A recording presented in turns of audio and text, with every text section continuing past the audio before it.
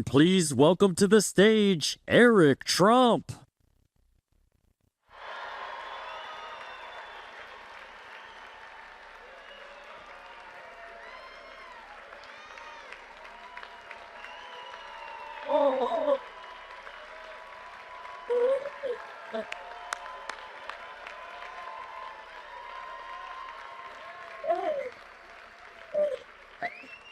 North Carolina.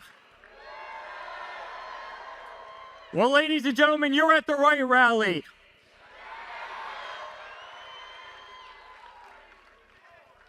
Can you believe that comment yesterday? Somebody went out and says, Jesus is king. And what did Kamala say? You're at the wrong rally. Well, everybody in here, you're at the right rally.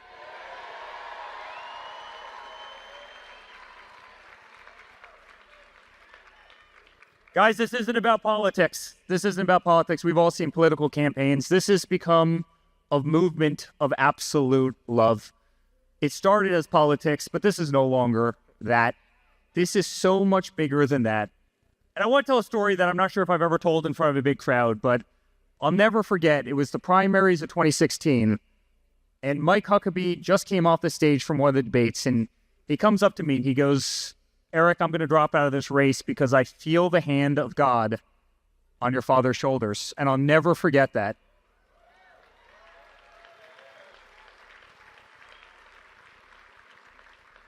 And honestly, I'm not sure if I knew what it meant at the time, but I certainly do today. Between the dirty dossiers, between the fake impeachments, what they did to Brett Kavanaugh, the way they went after our family, the 111 subpoenas that I've personally gotten, the fact that they tried to throw him off the ballots in Colorado, they tried to throw him off the ballots in Maine, they raided his home, they raided Melania's closet, they raided Barron's room, they censored him, they tried to take away his First Amendment, they went after him, they took him off of Twitter, they took him off of Facebook, they took him off of Instagram, they weaponized every district attorney, every attorney general in far-left states against my father. And yet, in the darkest moments, guys, in the darkest moments, I felt it every single time. I felt it standing behind him in freezing cold courtrooms. Yeah. In the darkest moments you can have possibly imagined, there was always this miraculous light. Yeah.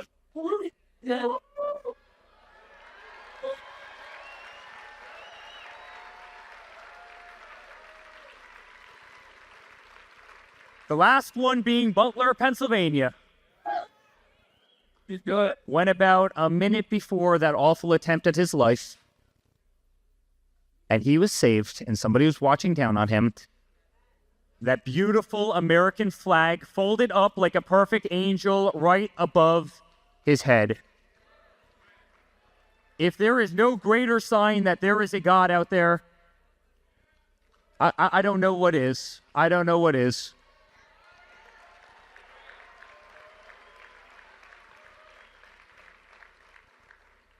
It is so clear to me, more so than ever before, that he was put here for this mission to save this country.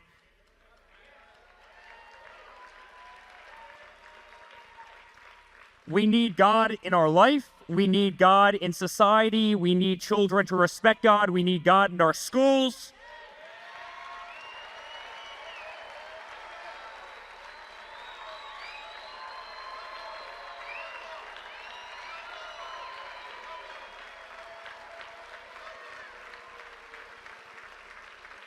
And if Kamala Harris won't say it, I will. We love God, and we will always be a nation of faith. And so to all the incredible pastors in here, I'm so honored to have a small part in putting together this event, because I don't think there's anything that's more important to us as a country than to have all of you stand here. Guys, we're going to win this. We're going to win this.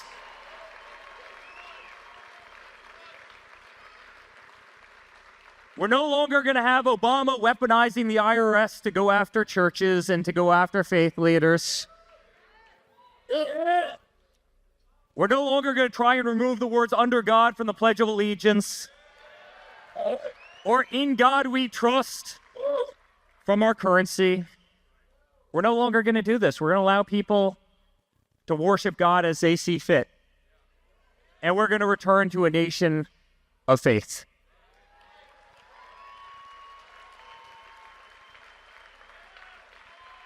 So to everybody in North Carolina, I love you. I named my daughter after this incredible state. My wife's from here, a couple hours away on the coast.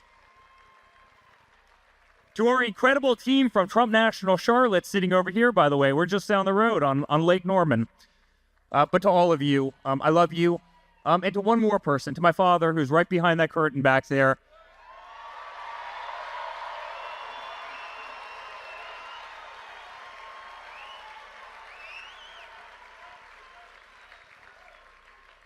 The man has amazed me every single day of my life. Before politics, his vigor, his endurance amazed me as I've watched through every single sham, as I've watched every arrow that he's taken in the back, when I watch his schedule every single day. You know, it's funny, oftentimes you see these New York Times reporters, right? They come out and, does Donald Trump have the stamina? And after, the third rally, they're sitting in a corner sleeping with 5 Red Bulls around them, right? And the guy never stops. He's been an inspiration to me. He's an inspiration to our entire family. I have never been more proud to stand on a stage with anybody in my life, and I will stand on the stage with him until I am literally dead. Our entire family is so proud of him, but this entire country is so proud of him. So guys, we love you. We appreciate you. God bless you. And God bless the greatest country in the world, the United States of America. Thanks, North Carolina.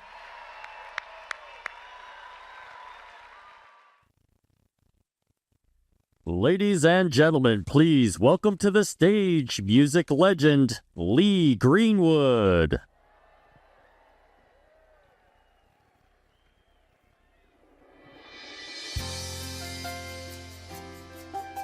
Hello, North Carolina.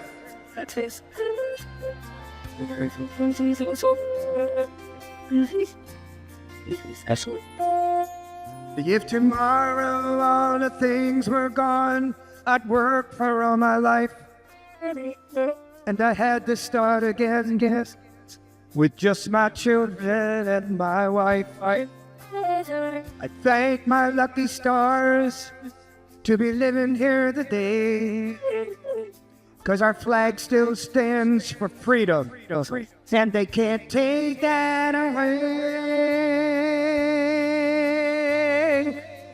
And I'm proud to be an American, where at least I know I'm free. And I won't forget the men who died, who gave that right to me. And I gladly stand up next to you and defend her still today. 'Cause there ain't no doubt I love this land. Sing it with me. God bless the USA. Ladies and gentlemen, it's indeed my honor to introduce to you the 45th President of the United States, and soon to be the 47th President of the United States, my friend Donald J. Trump. Across the plains of Texas, from sea to shining sea, from Detroit down to Houston, and New York to LA, there's pride in every American heart, and it's time we stand and say that I'm proud to be an American, where at least I know I'm free. And I won't forget the men who died, who gave that right to me. And I gladly stand up next to you and defend her still today. 'Cause there ain't no doubt I love this land. God bless the USA. Come on, North Carolina. And I'm proud to be an American, where at least I know I'm free. And I won't forget the men who died, who gave that right to me. And I gladly stand up next to you and defend her still today. 'Cause there ain't no doubt I love this land. God bless the USA.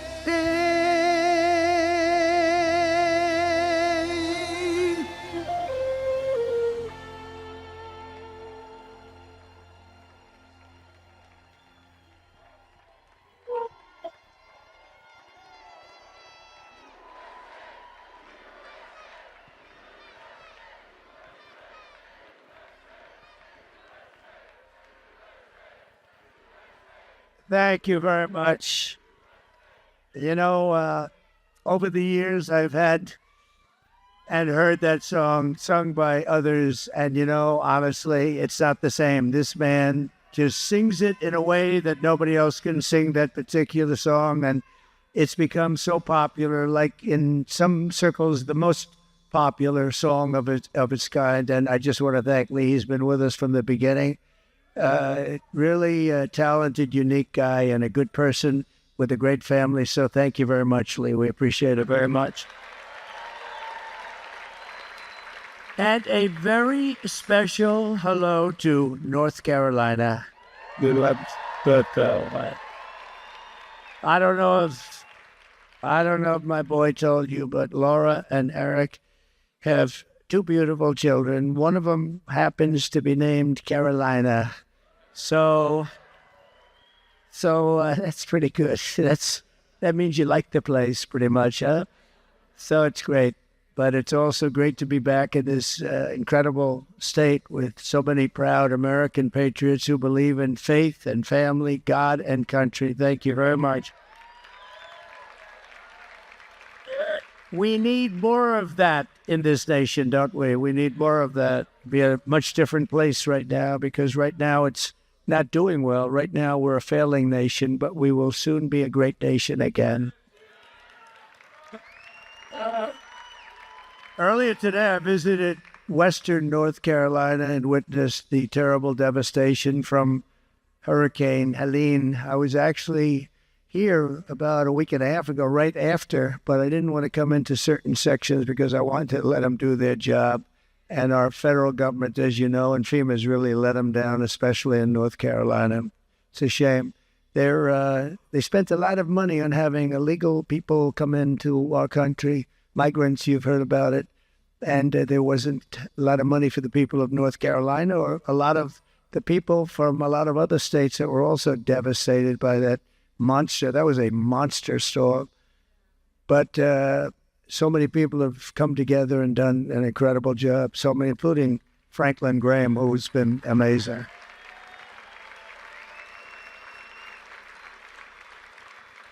To every family who has lost a loved one or a home, or hearts are with you, and we're praying for you. I mean, homes are bad, but family members are really bad. That's a tough one. It's something you can never really, you can't shake that. But all I can do is say, we love you and we're with you 100%. And on January 20th, if we win this election, I always like to say, I always like to say if, and people say, oh, please say when, but you know, we have to understand that bad things can happen, but we're not going to let it happen. We're never going to let it happen again. We're doing really well. We're leading. I know nobody in this room gambles, but some of the gambling polls are really in there, like 65 to 35 or something like that. I heard one, but nobody here gambles. Does anybody in this room know? No. Great Christians don't gamble, do they? Oh, no. So we're doing really well. I would say beyond our wildest expectations. And that's not only in polls.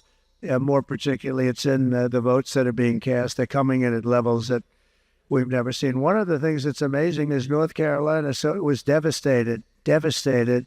And yet areas that were at the worst areas, we just left one, as you know, and I met some of the greatest people, but they just set a record for votes cast thus far, and their homes are gone.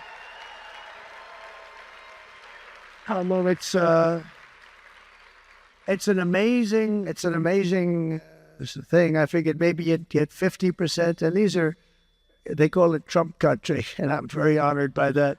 But these are Trump people. And just think of that. Their homes are gone. They've gone through such hell. And it's as big a water, that's as big a water storm, they say, as we've ever seen in this country. And they just set a record. They compared it to the two elections previous. And we have a substantial number more. Can you imagine that? I mean, those are great, great people. Thank you very much. I want to thank a very special man, Ben Carson, Dr. Ben Carson, for organizing this. And of course, Candy, because without Candy, I don't know if Ben would be the same. I don't think so, actually. It's a special couple. But can I tell him the one quick little story where he told me a couple of times, but Ben was very tough to beat, actually. He was getting up, and other people were falling in the wrong direction because he was in a primary with me, the original primary. And one day in a church, it was a Sunday morning, and he was doing well, really well. And in a church, he came over to me and he said, "You know you're going to win, don't you?" And I said, "What's this all about?" Because he's a tough competitor. I said, "What is this all about?" He said, "God has picked you to win." Can you believe that? Right?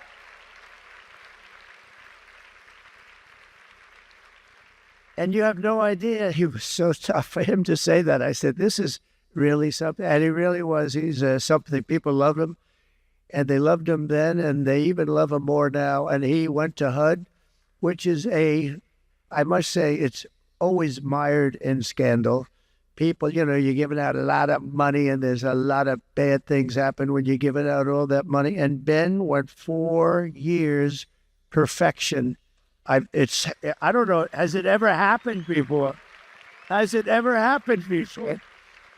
I wasn't surprised, but a lot of people were surprised. Anytime you get through that one for 4 years, you have to be one honest gentleman. But he ran it really great, and he's a special man, and he's done a special job today, and it's my honor to be here. Thank you very much. And thank you, Ben and Candy, very much. Appreciate it. That's some story, though, isn't it, Ben? Huh, Candy? I love that story.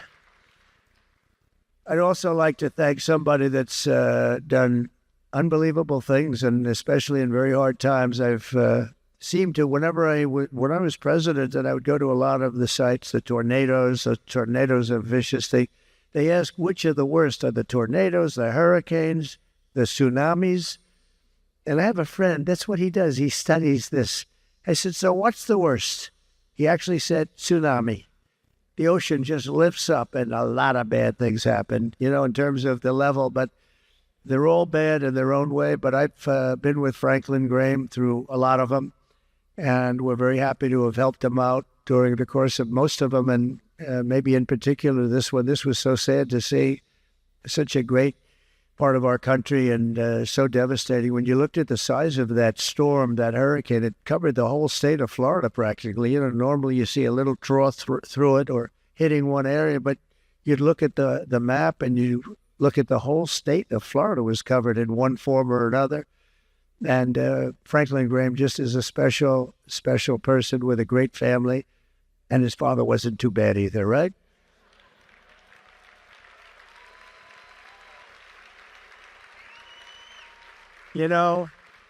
My father used to take me to Yankee Stadium. He loved Billy Graham, and he would take me as a young guy. He'd take me to Yankee Stadium, and he thought Billy Graham was great. And I'll tell you what, Billy Graham's looking down, and he's very proud of his son and his family. I can tell you that without thought.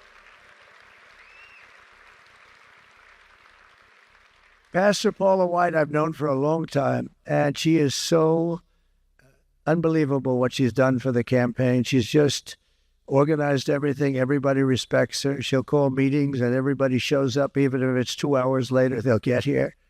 And she's just a very incredible woman. And what she's done with evangelicals, what she's done with actually people of all faiths, but it's just what she's done really has made a big difference. And we get 88% of the vote, and people would say, wow, that's not bad. 88%. And they said, how did you do that? And I said, would you please speak to Paula White? That was because she knew what she was doing. And we have a team of pastors, ministers, and even rabbis where we are very, they like what I've done for Israel. I can tell you that. We have a lot of that.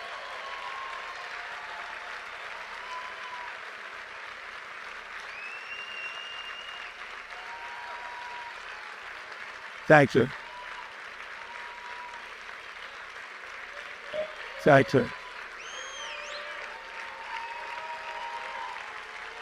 Thank you.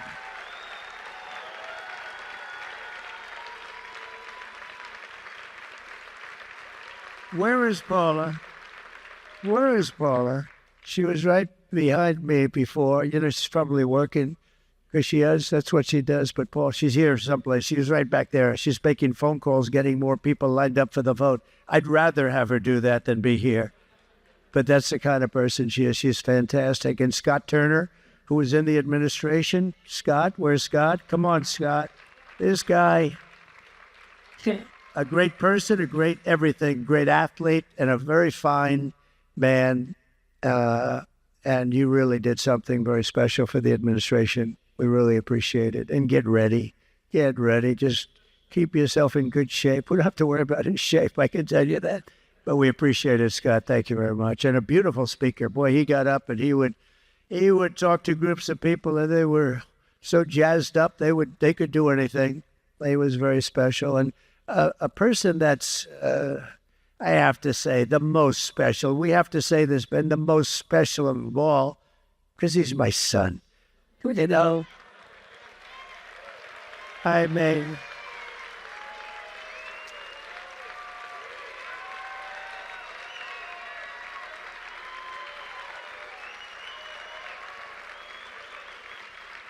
You know what I'm saying? How can he be more special than Ben Carson? But Ben, do you mind if I say he's my son? Am I allowed to say just slightly more special? Or you're tied. Let's call it a tie, okay? But Eric has been amazing in business, and everything he's done has been so incredible. He has become a legend in the legal profession because he's the most subpoenaed human being in history.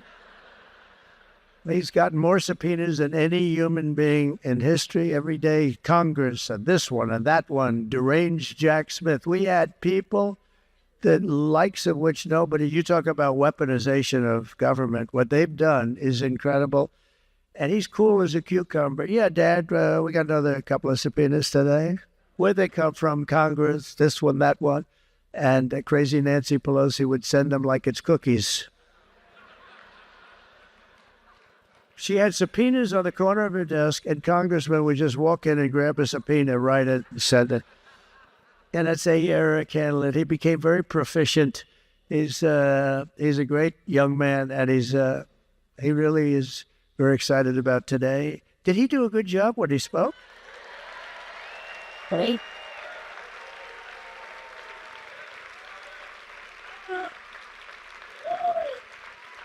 No, he's great. He's got a lot of talent. And also here is my daughter Tiffany and her husband Michael. And Tiffany is pregnant, going to have a baby.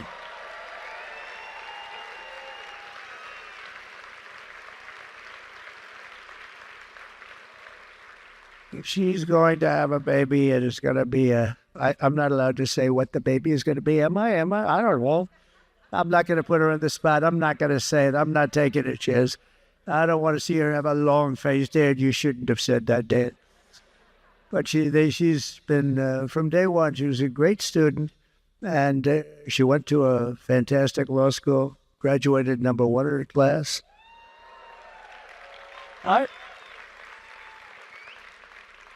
And we couldn't be happier. I mean, it's just never had a problem with her. I shouldn't say, we better knock on wood. Where's some wood around? That's one piece of wood. Most of it's plastic. But she's been an amazing person. And her husband's doing a great job. And thank you, Michael, for the job you're doing. Appreciate it. Congratulations. So, and Linda McMahon, who most of you know, she headed up small business for the government. Now, small business is giant business. When you add it all up, it's about as big as any. I think it's probably bigger than any bank in the world. And she was one of our great people in the administration, and a very, very successful woman. She was very generous. I know with Franklin and with the work done here, she was really very generous, and she's always generous. She's been generous to the campaign, but we're very proud of her. Linda, wherever you may be, where are you, Linda? Linda? Yeah, you bet. Thank you, Linda. Thank you. Thank you. An incredible woman. And a friend of mine also, Steve Woodcoff, who's a very successful man. And he is, where is Woodcoff? He is somebody that's been also he wrote a big check for Franklin to take care of a place called North Carolina. And so we like him. Even if we didn't like him, we like him, right? Steve Woodcoff. Thank you, Steve, very much. And Peter Navarro, I heard he gave a great speech. And Peter took a lot of abuse. He talked about weaponization. And do I see my favorite person here? Will you please stand up? What's this all about? Stand up. Wow. Thank you, darling. Right from the beginning, right? Right from the beginning, from day one. Thank you very much. Thank you very much, Helen. Appreciate it. And thank you to every pastor, patriot, and faith leader here today. We have so many people. This is the worst is when you introduce some, you're in trouble. Because I'm seeing 6, 7 people. I get a lot of people. Then I see a group of 2 over there. I'm in trouble, but let's get on with it. Do you mind? Let's get on. Because with your help, we're going to make America great again.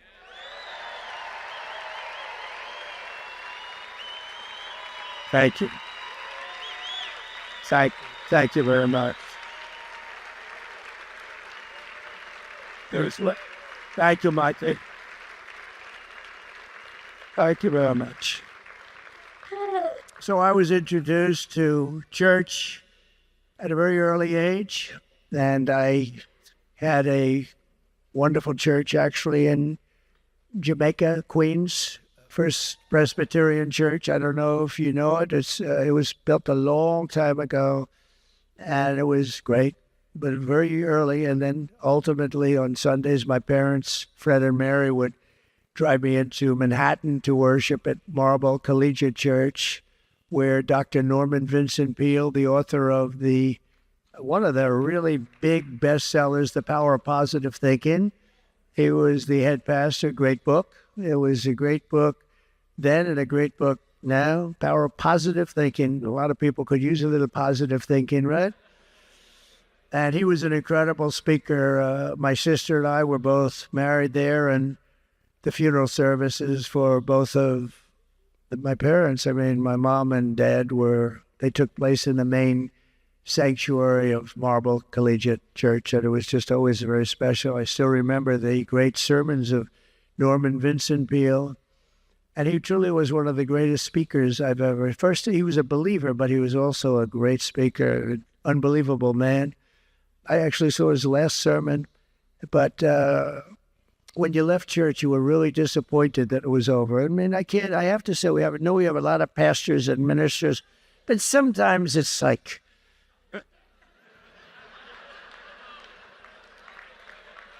I allowed to say that? It's like a Biden, Sometimes. Not often, of course. But this man, and he always preached in sort of modern times, a little bit in modern times. He'd bring it up. I remember so many of his sermons, but he talked about Alfred Sloan, who was the founder of General Motors, and how he grew up and how he had tremendous problems with alcohol. And he became a major alcoholic.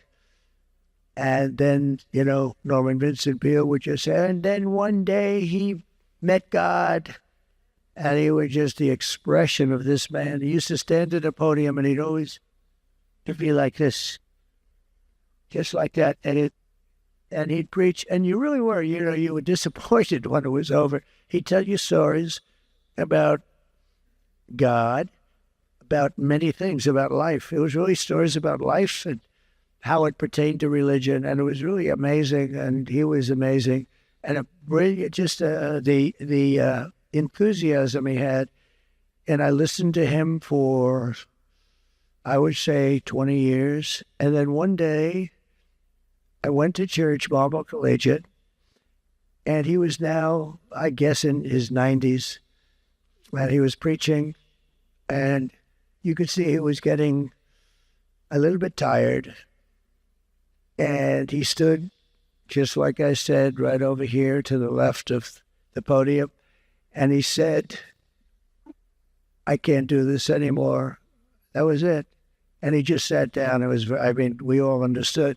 He was just, he was really, no, I mean, he was really, it was his last time at the podium, and the last time he preached. And it was an amazing moment, and everybody just stood up and applauded. It was sort of a beautiful thing to watch, actually.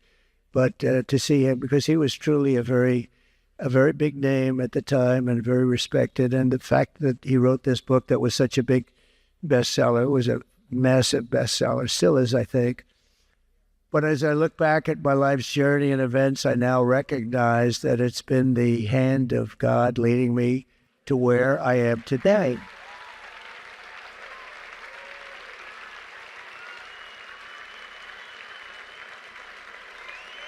Thanks.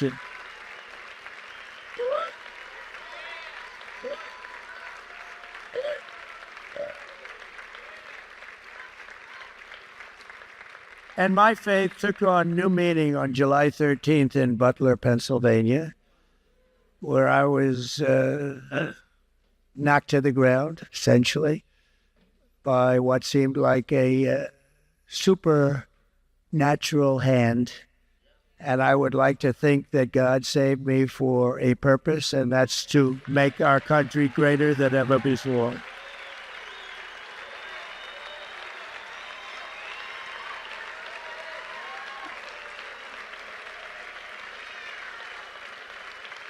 Thank you.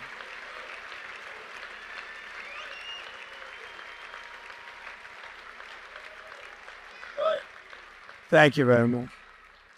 And that is something, Eric is a great shooter. Great. If he were a golfer, he'd be like a +4. He's a great shooter, and so is Don. They're both great shooters. They know a lot about guns. In fact, I think I got the blessing of the NRA because of my sons. Early on, I remember I was running against a lot of people that had good gun credentials, and 2016, and the NRA, which was, in its full bloom, actually, they even spent $35 million of the campaign, but I think they did it because of my sons, because I beat out a lot of very good people that believed in that whole world, little different world, but that whole world, and because of Don and Eric. But when they both heard what had happened that day at Butler, they said, "How far was it?" And they said it was 130 yards, and they knew the weapon. And they said, "I can't believe it," because Eric actually said a bad shooter would hit you every single time. And I didn't realize it to that extent. I made that right-hand turn, and I made it a little quickly, and that got me in a position where it just... not a good feeling, but much better than the alternative. Wasn't the best feeling. And it was a bloody sucker, I will tell you that. I didn't realize, but the doctor told me a couple of things. He said, "You're the luckiest man I've ever seen." He said, "I've been doing this for 25 years. And he said, "Sir, I'd like to suggest that you go out right now and buy a lottery ticket, because this is a good day." But Eric told me and Don told me that, I think they became more religious that day, because they said that was amazing that we could have survived something like that, 1/8 of an inch to 1/4 of an inch away. So it's pretty amazing. And if we didn't make, thank you. And if we didn't make, thank you very much. If we didn't make the turn, that wouldn't have happened. And I made the turn to show a chart, which became my all-time favorite chart in the history of the world. Right? My all-time favorite. I sleep with that chart. I kiss that chart. But we're 15 days away from the most important election in the history of our country. And if you want to know what is at stake for Christians in this race, just listen to what Kamala Harris had to say last week, because when two college students, religious college students, and very good people, everybody said what wonderful young men they were and are. At a campaign stop, she heard shouting from the background, "Jesus is Lord. Jesus is Lord." And Kamala Harris ridiculed them, mocked them, and told them they were, quote, "You're at the wrong rally. She basically said, get out, but I won't say that because people didn't hear that so much. But she said, you're at the wrong rally. And that's really what she meant. That's really what she meant. She's very destructive to religion. She's very destructive to Christianity and very destructive to evangelicals and to the Catholic Church. And she is, let me put it this way, Ben, she is your worst nightmare. Much worse than Biden, and he wasn't so hot. But while Kamala says that people who believe in Jesus don't belong to her rallies, you have to remember that that's as loud as it can be. In fact, a lot of people said that would be disqualifying for her. That would be a disqualification. In our movement, we love Christians, we welcome believers, and we embrace followers of Jesus.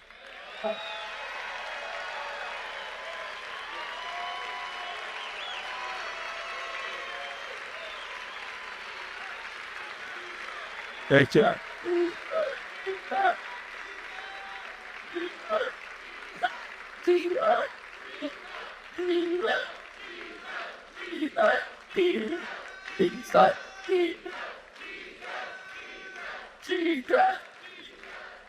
Thank you very much. Thank you very much. Boy, this is a lively group, Ben. This is a very lively group you've assembled. What's going on with Ben? This is something, Ben. But at Trump rallies, we don't tell Christians to get lost. We tell Christians to get out and vote.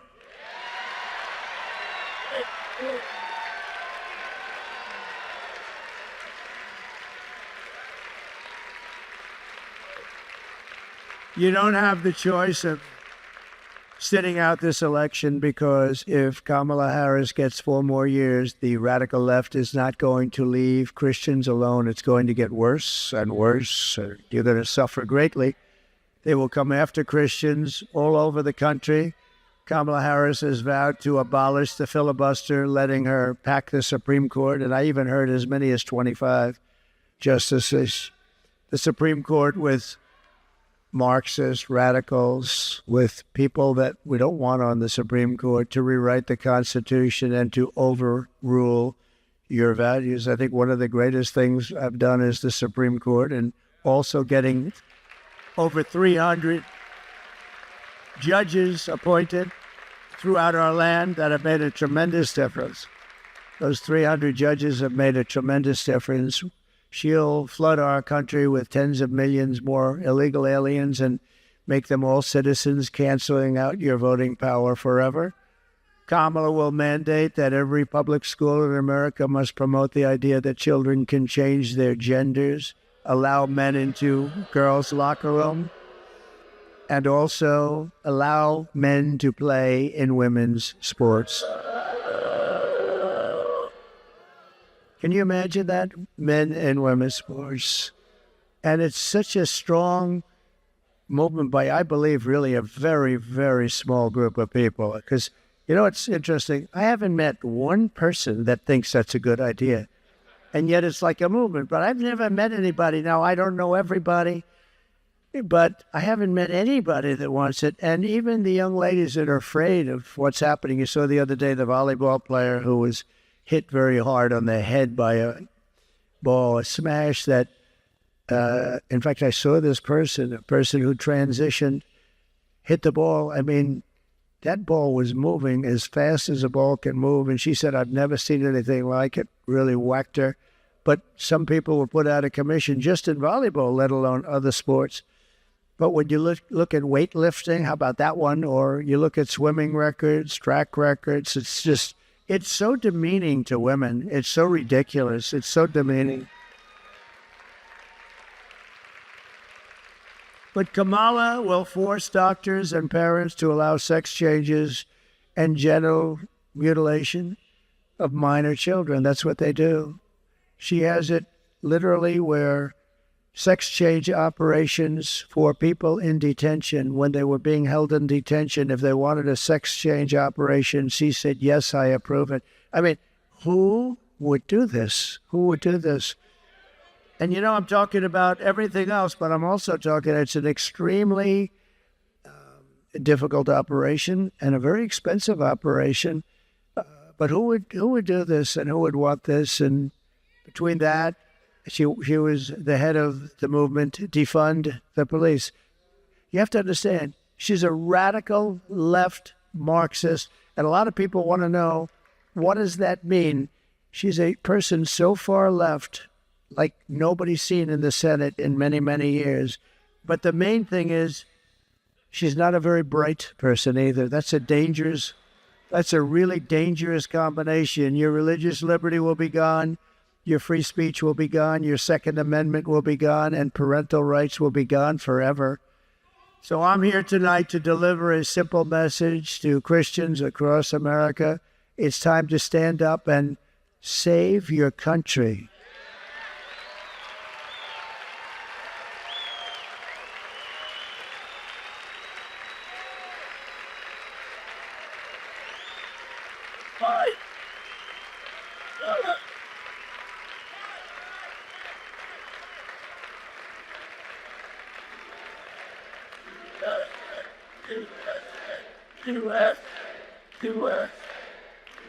Thank you, Juan. Thank you very much. On November 5th, Christian voters need to turn out in the largest numbers ever. Do you know that if you did that, because you have a reputation of not voting proportionately like you should, you do know that. I think that maybe is a form of rebellion. Could that be possible? You know, the two groups, not to equate them, but they are probably associated in some form. But Christians, evangelicals, but Christians and gun owners don't vote. They vote, but very small proportions. If they did, or if Christians did, nobody could ever beat us, nobody. So I hope that we're going to get numbers like we haven't seen. You remember, this is your last day. Today is your last day of registration. You have to remember that. And so if you want to leave right now, go and leave. I won't be insulted. Leave right now and go and register. But this is your last day. So we need to tell Kamala Harris that we've had enough. Kamala, you've been the worst vice president. You're a member of the worst administration in the history of our country. The happiest person around is Jimmy Carter, because Jimmy Carter is considered a brilliant president by comparison to crooked Joe Biden. Jimmy Carter is brilliant. His administration will go down as a brilliant administration compared to crooked Joe. But we're going to say, Kamala, you've done a horrible job. You're a horrible vice president. There's no way you're going to be our president. Kamala, you're fired. Get out. Out, out, out.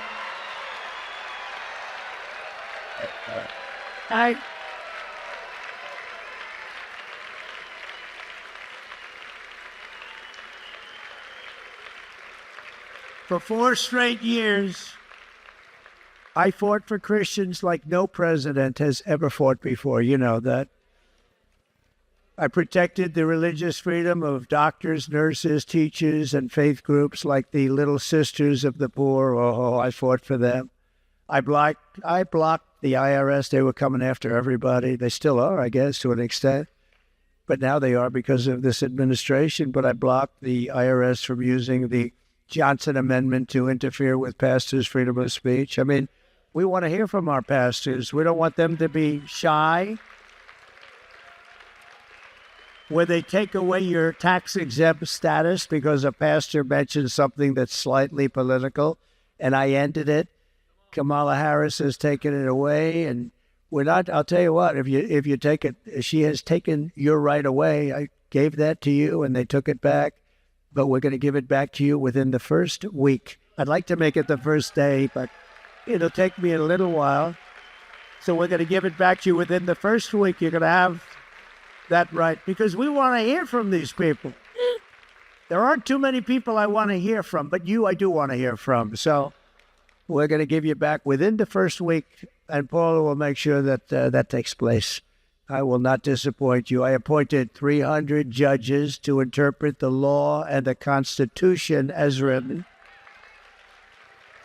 and withstood the vicious attacks to confirm 3 great Supreme Court justices, Neil Gorsuch, Brett Kavanaugh, and Amy Coney Barrett. They're great. And they're courageous.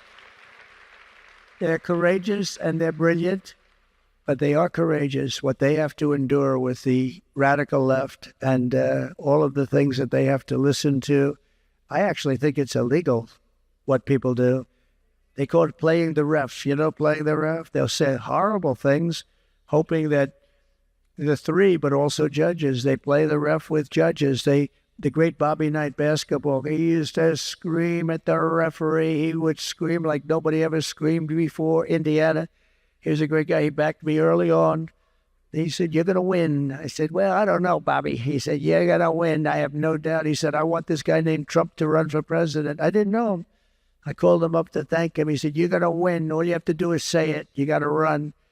And he was a tough cookie. Just died recently, but he had the last undefeated team in college basketball. He won 2 or 3 national championships. He was a great coach, and he never had the great, well, he had a couple, I guess, great players, but he never had that real player that some teams have. He just did it with team, but he would scream at the referees. They call it playing the ref.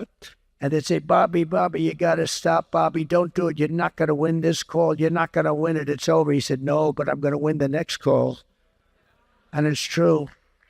They'd knock the hell out of somebody, and the referee was afraid to call it. It's true. He was the master, but they do that. They play the ref. They start screaming about the judge is no good, and this one's no good, and they're slow, and they're lousy judges, and the judge should be impeached, and all of this crap when you have a brilliant judge that's doing the right thing. And they get, and some people will fold a little bit. They'll say, "Hey, I'll get them off my back. Let me just give a bad ruling here or there." And some will do that, actually, but fortunately, most have courage and they understand. I really believe it's illegal what they do, and I know there's some great lawyers in the review to look at it, because what they do is so obvious. What they've done to the Supreme Court, even with the protection of their houses, you're not supposed to be allowed to march in front. They didn't stop it. You're not allowed to do any of these things that are happening. But they're playing the ref, and they're playing it with judges and justices, and they shouldn't be allowed to do it, and I believe it's illegal. I issued guidance making clear that the right to freedom of worship does not end at the door to a public school. They took care of it.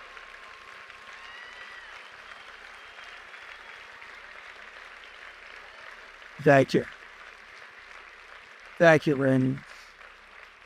And I stood proudly with our friend and ally, the State of Israel. I kept my promise, recognized Israel's eternal capital, and opened the American embassy in Jerusalem, and actually got it built. I actually got it built. But many presidents, many presidents before me said they campaigned on doing that, and then they didn't do it. And I understand why, because when I got into office, I was called by people, heads of state, highest level. I was called by kings and prime ministers. I was called by everybody. Don't do it. Don't do it.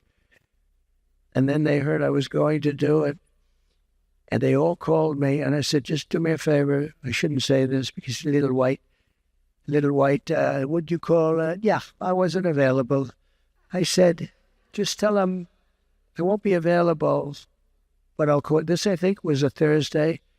I said, I'll call you back on Monday to kings, to the biggest people from the biggest countries, most powerful countries. And I said, I'll call you back. And then on Thursday, I announced it. I said, we are going to do exactly what a lot of people didn't want me to do. They said there'd be bloodshed and everything else all over. There was none. And I did something that no other president had the courage to do. And then on Monday, I called them back. Hi. How have you been? I tried getting you. I wasn't able to, but you've already done it. So we made Jerusalem the capital, and that brought a lot of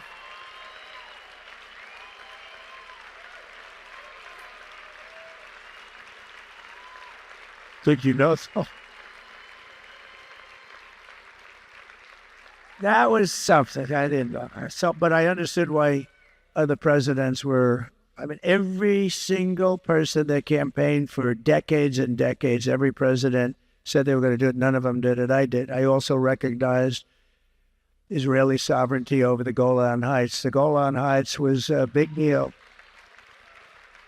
The Golan Heights, that's another thing. 72 years, people would come in and leave. They'd meet every year, every 2 years about the Golan Heights.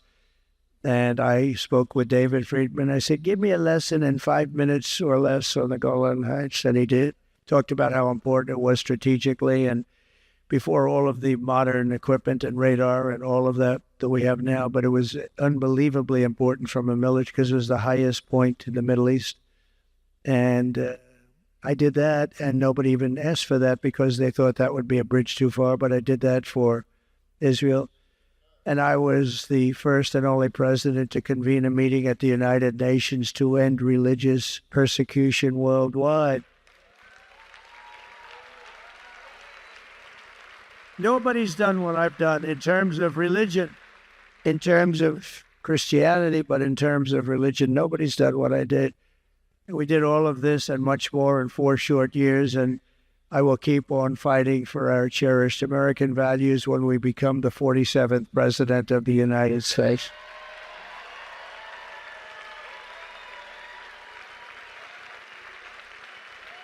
Oh, shit. Flagship. Under Kamala Harris, you've seen the Department of Justice target parents at school board meetings. Have you ever seen anything like it? They're like the enemy. It's the craziest thing I've ever seen. These great people, they just want their children to be treated reasonably well. And the FBI would send spies into Catholic churches. I don't know how many Catholics are here, but if you're Catholic, there is no way you can be voting for these people. These people are a nightmare. I don't know what they have against Catholics, but Catholics are treated worse than anybody. So, and by the way, evangelicals are next. You can bet on it. Evangelicals are next, but they label Catholics as potential domestic terrorists. And the fact is that they'll be coming after you soon. These people are sick. These people are very sick people. Christians will not be safe with Kamala Harris as President of the United States. It's not even thinkable. She's going to deal with President Xi of China. I don't think so. I know him very well. He's a very fierce man. Putin, all of these people, I know them all very well. And we'll end up in Third World War because they have no idea. They have no idea. We're not going to have a Third World War, but if they get in, I think that we will have a Third World War. Out of stupidity, out of absolute stupidity. Think of it. Putin would have never, ever attacked Ukraine if I were president. All of those people that are now dead would not be dead. All of those cities that are knocked to the ground with those magnificent domed towers that are laying on the side, shattered into a million pieces, all of that would be up right now. You take a look at those cities, they've been bombed, there's nothing standing. There's literally not a building standing in many of them. As soon as I take the oath of office, I will stop Kamala Harris weaponization of law enforcement against Americans of faith. We're going to do it. We're going to win.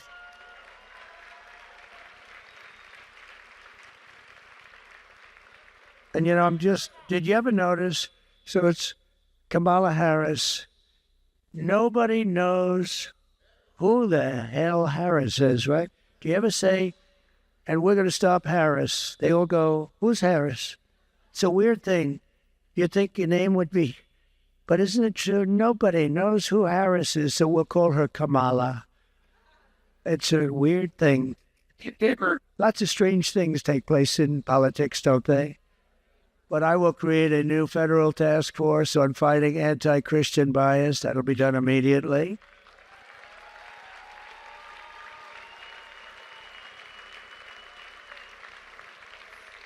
And I think it's very important for the people in this room to know, like Dr. Ben Carson knows, Americans of faith are not a threat to our country. Americans of faith are the soul of our country, right?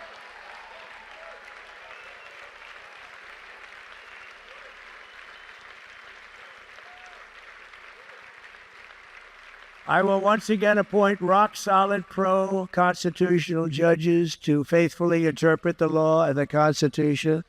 You know, the 300 judges that we appointed changed the whole... I mean, it was so bad. It was so bad what was happening out there. And these are great people, and they're fair people, and they do the right thing. We believe in the First Amendment rights of freedom of worship and freedom of speech. And I will deliver universal school choice, empowering every parent to send their child to the public, private, charter, or religious school that is right for them.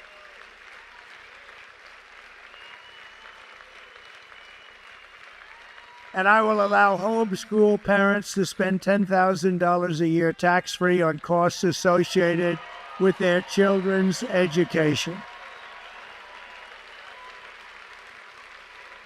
Under the Trump administration, we will return patriotic education to our schools. That's okay. That's a good thing. Kamala Harris supports the 1619 Project. Think of it. She supports it strongly, that teaches children to hate their country. That's what it does. The 1619 Project was condemned by every historian, and yet Kamala Harris's administration tried to push it into schools all across America. She fought very hard for that. She also fought very hard for the people that burned down Minneapolis, that were literally at war in Minnesota with one of the worst governors. I cannot believe this guy's a governor. Can you imagine him as a president? He is a wackadoo.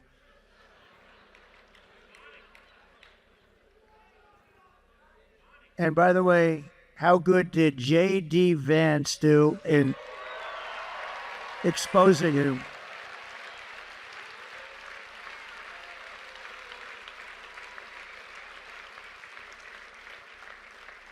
They lie about everything. You know, they were going today, every single thing, every single thing, they say it's the opposite. Project 2025, Trump loves it, he loves it, They just say it. And I've totally disavowed it. A group of people went in, I don't know what they did. I said specifically, I refuse to read it. But every time they get up, they say everything that I've disavowed. They go on again and again and again. And the radical left people that are listening to them just let them talk. And they know it's all a big lie, but they just lie. I've never seen anything like it. You know, I've had some political opponents before. I've never seen, even crooked Hillary didn't lie like these people, and she lied a lot. But these people are going, I actually think they're choking, because I watched today every single thing that I've said, no, no, no. They say, he said, yes, yes, yes, like point after point. And no, there's something going on in their heads. Perhaps it's Trump derangement syndrome. It's hard. Or perhaps they know they're losing because we're doing very well. They know how well we're doing. Even the fake news, and that's a lot of fake news back there, Ben. The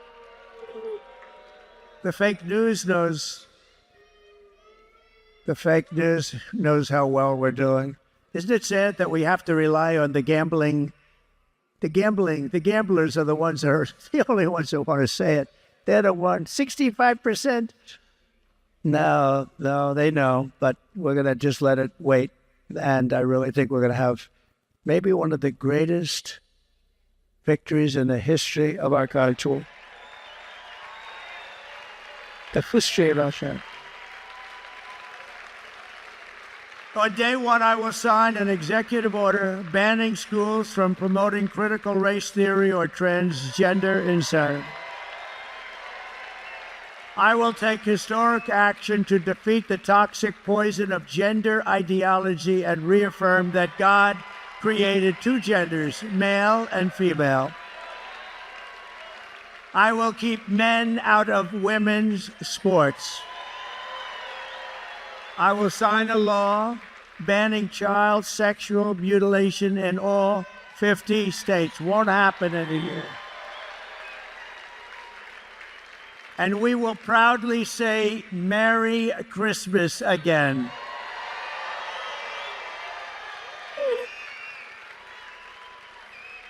On day one, I will stop the migrant invasion. We will begin the largest deportation operation in the history of our country. I will end inflation, and we will make America affordable again. We will quickly become energy independent again. You know, we were energy independent just 4 years ago. And we will frack, and drill, baby, drill. And I will cut energy prices in half within 12 months from January 20th, the day you assume the office of president. We will have, because we have more liquid gold under our feet than any other country, including Russia and including Saudi Arabia. We were third and maybe even fourth when I got in there. When I left, we were number one in energy production. And we did things that were amazing. We would have right now been 4 times higher than we were. We would have been making money, paying down debt. We would have been in a position that you wouldn't believe, but they decided to do it a different way. It's terrible. Wind, they put wind all over the place. Wind kills your birds, and if you want to watch television and the wind isn't blowing, you can forget it. Darling, let's watch the president tonight. I'm sorry, Esther, but the wind isn't blowing. We won't be able to watch. It's not exactly the most reliable source, but it is something. It's the most expensive source by far. I will end the war in Ukraine, stop the chaos in the Middle East, and prevent World War III. I will crush violent crime and give our police the support, protection, resources, and respect they so dearly deserve. We will rebuild our cities, including our capital in Washington, D.C., making them safe, clean, and beautiful again. And we will secure our elections. Everyone will prosper, every family will thrive, and every day we will be filled with opportunity and hope. We will again have the American dream for our children. But for that to happen, we must defeat Kamala Harris and stop her radical left agenda. We have to stop it once and for all. We want a landslide that is too big to rig. Too big to rig. Early voting is underway, so you know what you have to do. So Christians, get everyone you know and vote. You have to vote, or we're not going to have the life that we should have, a life of prosperity and hope, a life of beauty. We're not going to have it. We're going to be fighting for our lives. These people they mean serious business. I honestly believe in many cases they're sick, and we cannot let this happen, because it was a religion that kept our country together for many years. It was our religion that kept it together. And they're trying to take that away, and they're trying to destroy our country. After all we have been through together, we stand on the verge of the 4 greatest years of the history of our country. With your help, from now until Election Day, we will redeem America's promise. We will put America first, and we will take back the nation that we love.